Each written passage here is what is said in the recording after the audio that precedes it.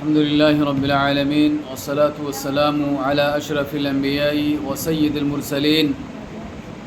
نبينا محمد بن عبد الله الأمين وعلى آله وصحبه أجمعين. أما بعد، فقد قال الله تعالى في القرآن المجيد: أعوذ بالله من الشيطان الرجيم، بسم الله الرحمن الرحيم. لقد جاءكم رسول من أنفسكم عزيز عليه ما عنتم حريص عليكم بالمؤمنين رؤوف رحيم. محترم اور مکرم سامعین و سامعات، عزیز طالبات، پچھلے درس میں عبادت کے حوالے سے، عبادت کی قسموں کے حوالے سے گفتگو ہوئی تھی. آج کے اس درس میں انشاءاللہ اس بات پہ گفتگو کی جائے گی کہ اللہ کے نبی جناب محمد الرسول اللہ صلی اللہ علیہ وسلم نے توحید کو پھیلانے اور شرک سے لوگوں کو ڈرانے اور شرک تک پہنچنے والے راستوں کو بند کرنے کی جو سعی کی ہے، کوشش کی ہے، اور امت کو شرک و کفر سے بچانے کے لیے جو تگ و دو کیا ہے، جو احکامات جاری کیے ہیں، ان کے حوالے سے گفتگو ہوگی. تو سب سے پہلے آپ کو یہ معلوم ہونا چاہیے کہ اللہ کے رسول صلی اللہ علیہ وسلم اس امت کو، یعنی امت محمدیہ کو ہر طرح کا فائدہ پہنچانا چاہتے تھے. ہر طرح کا فائدہ اور ہر طرح کے نقصان سے ہمیشہ بچانے کی کوشش کرتے تھے اس امت کے ایک ایک فرد کو، کہ نہ تو دنیا میں کسی طرح کا کوئی نقصان امت محمدیہ میں سے کسی فرد کو اٹھانا پڑے، اور نہ ہی آخرت میں امت محمدیہ کو خسارہ اٹھانا پڑے، گھاٹا اٹھانا پڑے. چنانچہ اللہ کے رسول صلی اللہ علیہ وسلم نے توحید کی دعوت دی. وہ توحید جو دنیا و آخرت دونوں جہاں میں کامیابی کا ضامن ہے، اور شرک و کفر جو کہ ایک انسان کو جہنم میں لے جانے والے ہیں، ان سے بچنے کی تلقین کی، اور ان تمام راستوں کو بند کیا جو راستے شرک تک انسان کو پہنچانے والے تھے یا کفر تک انسان کو پہنچانے والے تھے. اللہ تعالیٰ نے نبی اکرم صلی اللہ علیہ وسلم کی حالت کو بیان کرتے ہوئے فرمایا کہ لقد جاءکم رسول من انفسکم عزیز علیہ ما عنتم حریص علیکم بالمؤمنین رؤوف الرحیم. کہ تمہارے پاس ایک ایسے پیغمبر، ایک ایسے نبی، ایک ایسے رسول تشریف لائے ہیں جو تمہاری ہی جنس سے ہیں، یعنی وہ بھی انسان ہیں جن کو تمہارے نقصان کی جو باتیں ہوتی ہیں، جو تمہارے نقصان کی باتیں ہوتی ہیں، جن میں تمہارا نقصان ہوتا ہے، وہ ان پر نہایت ہی گراں گزرتی ہے، اور جو تمہارے فائدے کی چیز ہوتی ہے اور جس میں تمہارا یا پوری امت کا فائدہ ہوتا ہے، اس کے وہ خواہش مند رہتے ہیں اور ایمانداروں کے ساتھ بڑے شفیق اور مہربان ہیں. تو نبی اکرم صلی اللہ علیہ وسلم کی یہ حالت تھی جس کو اللہ تعالیٰ نے قرآن کے اندر بیان کیا کہ وہ ہمیشہ امت کے ہر فرد کے تئیں فکر مند رہتے تھے، اور ہمیشہ چاہتے تھے کہ امت کو یا امت کے ہر فرد کو فائدہ پہنچے، جس میں لوگوں کا فائدہ ہوتا تھا اور لوگوں کی بھلائی ہوتی تھی، اس کے خواہش مند رہتے تھے، اور جس میں لوگوں کا نقصان ہوتا تھا یا جو چیزیں مسلمانوں پہ، امت محمدیہ پہ گراں گزرتی تھی، امت محمدیہ کا جن میں نقصان ہوتا تھا، وہ باتیں نبی اکرم صلی اللہ علیہ وسلم پر بے انتہا گراں گزرتی تھی۔ تو آپ صلی اللہ علیہ وسلم نے اس امت کو شرک سے روکا اور اسی طریقے سے شرک سے ڈرایا اور شرک سے ہمیشہ ہمیش کے لیے بچنے کی تلقین کی، اور جو ملت ابراہیم ہے، ابراہیم علیہ السلام کا جو مذہب تھا، یعنی مذہب اسلام، اس کو اپنانے کی تلقین کی اور ہمیشہ موحد بن کر کے رہنے کی تلقین کی، اور ان تمام چیزوں سے روکا، ان تمام باتوں سے روکا، ان تمام کاموں سے روکا جو ایک انسان کو شرک تک پہنچا سکتی تھی یا کفر تک پہنچا سکتی تھی۔ چنانچہ ہم آئندہ دروس میں تفصیل کے ساتھ ایک ایک کر کے چیزوں پہ گفتگو کریں گے جن سے نبی اکرم صلی اللہ علیہ وسلم نے روکا ہے، یا جن کے تعلق سے نبی اکرم صلی اللہ علیہ وسلم کی واضح تعلیمات موجود ہیں۔ چنانچہ سب سے پہلی بات جو ہے وہ ہے رقیہ کروانا۔ رقیہ جھاڑ پھونک، رقیہ یا رقا، رقیہ کی جمع رقا آتی ہے، اور رقا یا رقیہ کہتے ہیں کسی چیز کو پڑھ کر کے اور اس کے بعد اس کو کسی پر پھونکنا شفا یابی کی امید سے، یا شفا یابی پانے کے لیے کسی شخص پر یا خود اپنے آپ پر کوئی چیز پڑھ کر کے اور اس کو پھونکنا، چاہے وہ قرآن کی آیتیں ہوں یا پھر ادعیہ ماثورہ نبی اکرم صلی اللہ علیہ وسلم کے سکھائی گئی دعاؤں میں سے ہوں، کسی بھی چیز کو، یعنی قرآن سے چاہے اس کا تعلق ہو یا احادیث مصطفیٰ صلی اللہ علیہ وسلم میں چاہے وہ وارد ہوئی ہوں، ان کو پڑھ کر کے اور شفا یابی کی امید سے، بیماری سے شفا یابی پانے کے لیے پھونکنا، کسی کے اوپر دم کرنا، اسی کو رقیہ کہتے ہیں۔ رقیہ یہ جائز ہے، جھاڑ پھونک کرنا یہ جائز ہے، اور اس کے جواز کی جو دلیلیں ہیں وہ بہت ساری ہیں۔ چنانچہ چند دلیلیں ہم جاننے کی کوشش کرتے ہیں۔ چنانچہ حضرت عوف ابن مالک رضی اللہ تعالی عنہ سے مروی ہے، کہتے ہیں کہ ہم زمانے جاہلیت میں رقیہ کرتے تھے، زمانے جاہلیت میں رقیہ کرتے تھے، تو ہم نے کہا کہ اے اللہ کے رسول صلی اللہ علیہ وسلم، اب آپ کا کیا خیال ہے اس رقیہ کے بارے میں، آپ کیا کہتے ہیں، اس جھاڑ پھونک کے بارے میں آپ کیا کہتے ہیں جو زمانے جاہلیت میں ہم کرتے تھے؟ فقال، تو آپ صلی اللہ علیہ وسلم نے فرمایا کہ تم اپنی رقیہ کو، جو چیزیں پڑھ کر کے پھونکتے ہو، اسے میرے سامنے پیش کرو، اور لا بأس بالرقى ما لم يكن فيه شرک، ایسے رقیہ کے بارے میں کوئی حرج نہیں ہے جس میں شرک نہ ہو، کفر نہ ہو، شرکیہ کلمات نہ ہو، اس طرح کے رقیے میں کوئی حرج نہیں ہے۔ اسی طریقے سے انس بن مالک رضی اللہ تعالی عنہ سے مروی ہے کہ رخص رسول اللہ صلی اللہ علیہ وسلم فی الرقیۃ من العین والحمۃ والنملۃ، کہ اللہ کے رسول صلی اللہ علیہ وسلم نے رقیہ کرنے کی اجازت دی ہے نظر بد لگ جانے سے، یا اسی طریقے سے کسی زہریلے جانور یا کسی زہریلے سانپ یا بچھو کے ڈس لینے کی وجہ سے، اور اسی طریقے سے پھوڑا اور پھنسی یا بدن میں دانہ نکل جانے سے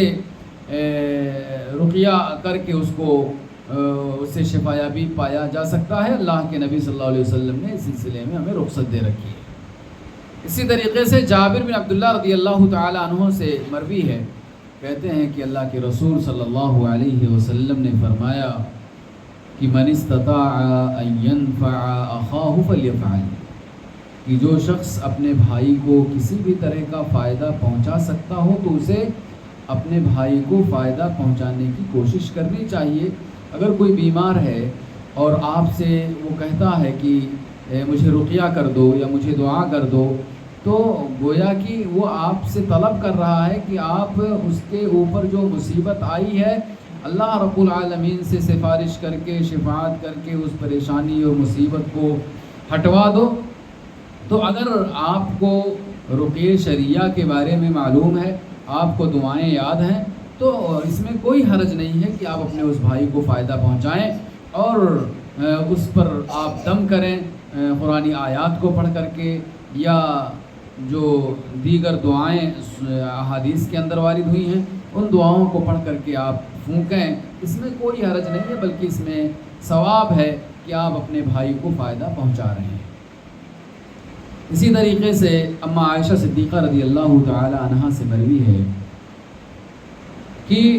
کہتی ہیں کہ کان رسول اللہ صلی اللہ علیہ وسلم اذا اشتکى منا انسان مسحه بیمینہ، کہتی ہیں کہ جب ہم میں سے کوئی بیمار ہو جاتا تھا تو اللہ کے نبی صلی اللہ علیہ وسلم اس پر اپنا داہنا ہاتھ رکھتے تھے اور پھر یہ دعا پڑھتے تھے، اذهب البأس رب الناس واشف انت الشافی لا شفاء الا شفاؤک شفاء لا یغادر سقما۔ اللہ کے نبی صلی اللہ علیہ وسلم یہ دعا بیمار شخص کے اوپر اپنا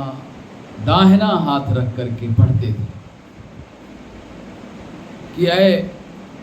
انسانوں کے مالک، اے لوگوں کے مالک، تو بیماری کو ختم کر دے، تو ہی شفا دینے والا ہے، تو اس بیمار کو شفا دے دے اور ایسی شفا دے دے کہ جس کے بعد اسے کوئی بیماری لاحق نہ ہو۔ تو اس طرح کی دعاؤں کا اہتمام کرنا چاہیے۔ اب آگے جو چیز ہے وہ سمجھنے کی ہے اور برتنے کی ہے۔ رقیہ کرنے کے کچھ شرائط ہیں، یا رقیہ کے جواز اور رقیہ کے صحیح ہونے کے کچھ شرائط ہیں۔ جب یہ شرائط پائے جائیں گے تبھی وہ رقیہ اور وہ جھاڑ پھونک درست ہوگا۔ آج اس سماج میں، معاشرے میں بہت سارے لوگ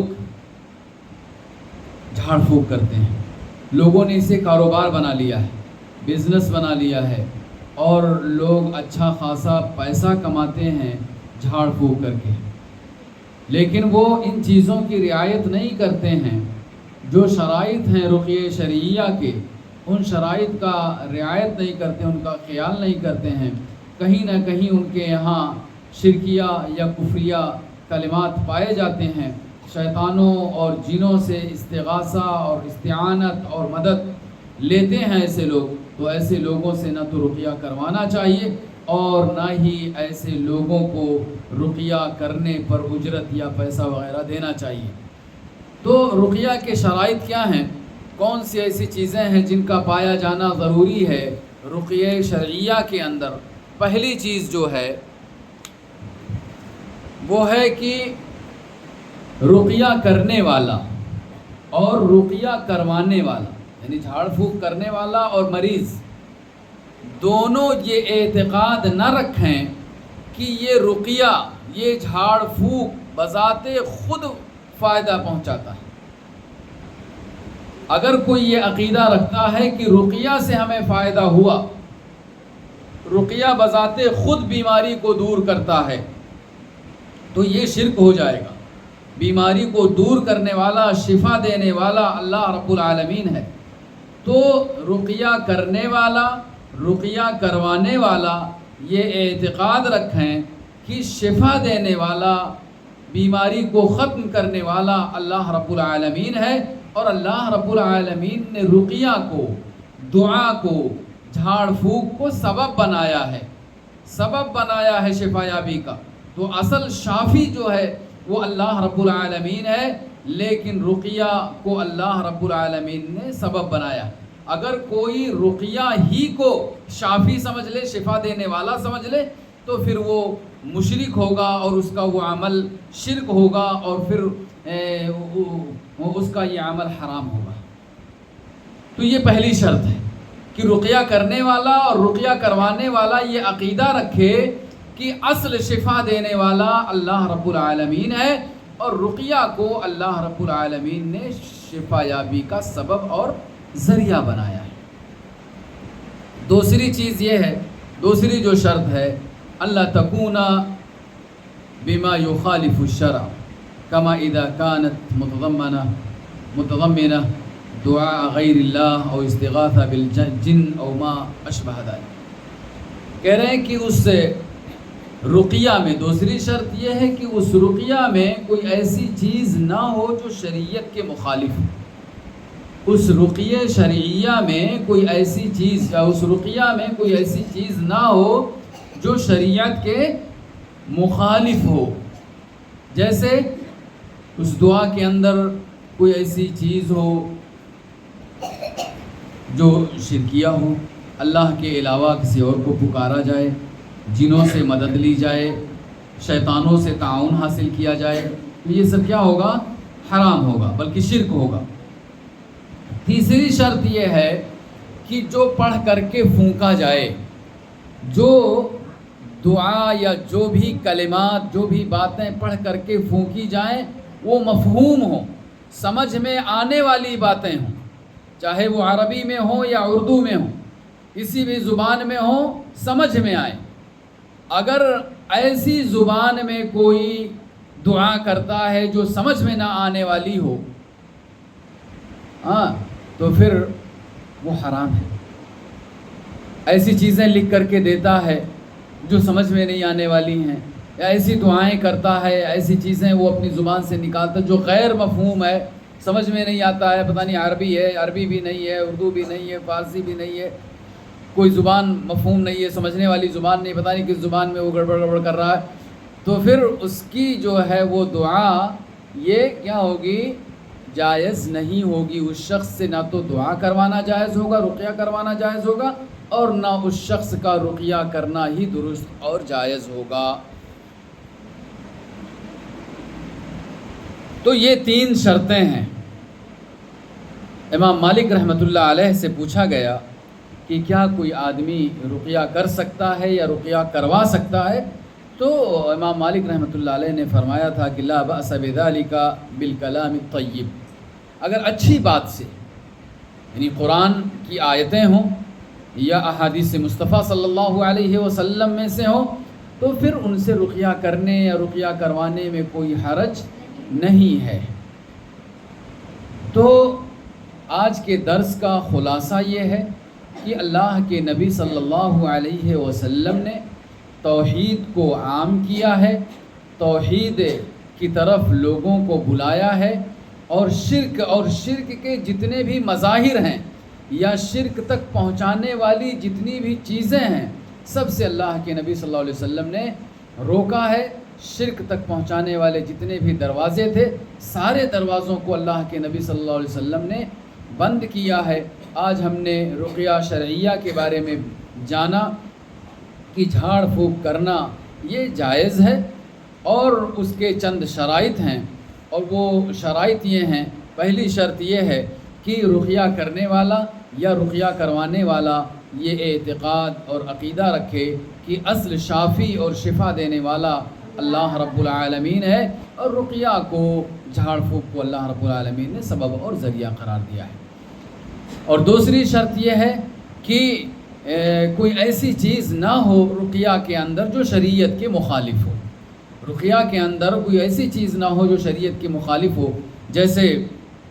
اللہ کے علاوہ کسی اور کو پکارنا، یا اللہ کے علاوہ کسی اور سے مدد طلب کرنا،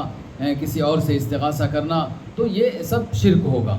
اسی طریقے سے تیسری شرط یہ ہے کہ ایسی زبان میں